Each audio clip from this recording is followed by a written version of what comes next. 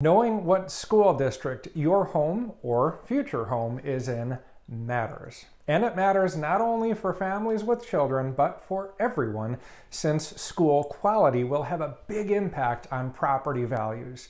I'm Eric with Eric Andersen Homes, and Burr Ridge offers a pretty complicated set of school options. A number of my clients have relocated to Burr Ridge from the city or out of state.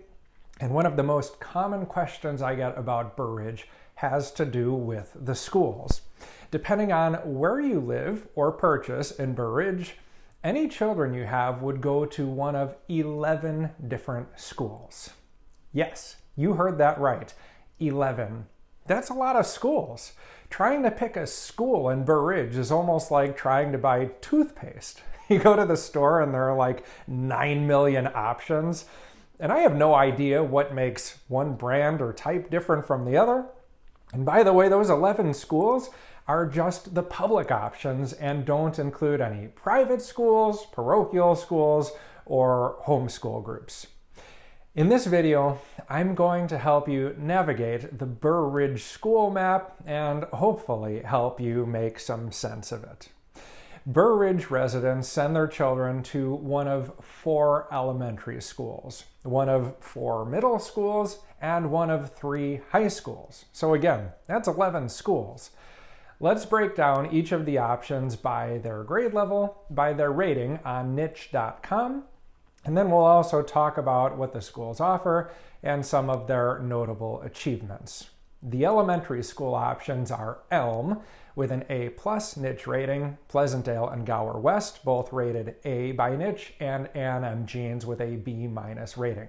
So regardless of where you live in Burr Ridge, if you have children, they will get a quality education. When your weakest elementary school receives a B-, that's pretty good. And if you don't have children, knowing the schools is still important because that will have an impact on your home's resale value. And on that point, we know that all of the Burr Ridge schools are strong. So it's not like any of the areas are going to provide a massive liability when it comes to resale, though of course some of the schools are more highly rated than the others. As for the middle schools, there's Pleasantdale, Gower, and Hinsdale, all rated A by niche, and Burr Ridge Middle School, which received a niche rating of C. Now that is the lowest rating of any school in Burr Ridge, and while it's not an A or a B, keep in mind that a C rating is still average. It's not great, but it's not terrible either. Finally, the high schools are all rated an A+ by niche, and they include Hinsdale South, Hinsdale Central, and Lyons Township High School. Now, it's not like you are equally likely to send any children you have to, say, LT as you are to, say, Hinsdale South, as most of Burr Ridge will send their children to South, and only a small section of Burr Ridge feeds into Hinsdale Central and LT. But again, 11 schools here, we want to be comprehensive, and so I am going to at least mention all of the options. If you want to purchase a home in one of these specific school districts, I can help you identify those. Now, I'm not going to go through all of that here because it would be very complicated and make this video about 2 hours long, which would render it little more than a great cure for insomnia. Some things to know about the elementary and middle schools in Burr Ridge. They all offer a variety of sports, band, music, drama, and art programs for students to get involved in. They have gifted programs and resources to assist students with academic needs, smart technology in their classrooms, small class sizes, and DARE programs facilitated with local police departments. As for the high schools, there are a few things to note. District 86, which includes Hinsdale South and Hinsdale Central, had 26 students as semi-finalists in the National Merit Scholarship Program, and 51 students commended in that program. South's varsity girls badminton team won the conference title and championships in all 15 positions, which is the first time in the school's history to achieve this.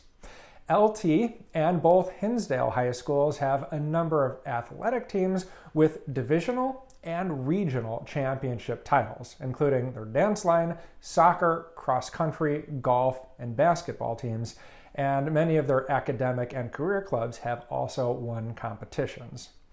And so regardless of where you send your children, they all offer many options for them to explore and develop their skills and interests. Now, if you're a homeowner, as I mentioned at the beginning of this video, you should be concerned about the schools in your community.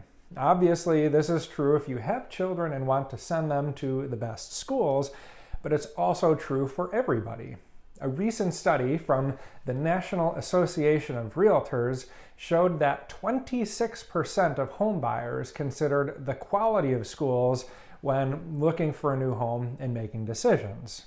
As somebody who works and lives in this area, I can tell you from personal experience that this is absolutely true.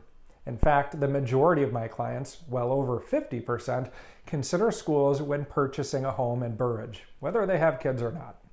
Realtor.com found that homes in highly rated districts are 49% more expensive than the national median home value and 77% more expensive than homes in lower rated districts.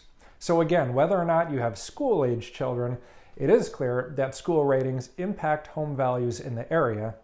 And so this should be a consideration for anyone looking for a home that offers the best value. Burr Ridge offers a number of great home and school options, and we haven't even touched on any of the other education options like private schools and homeschooling community groups.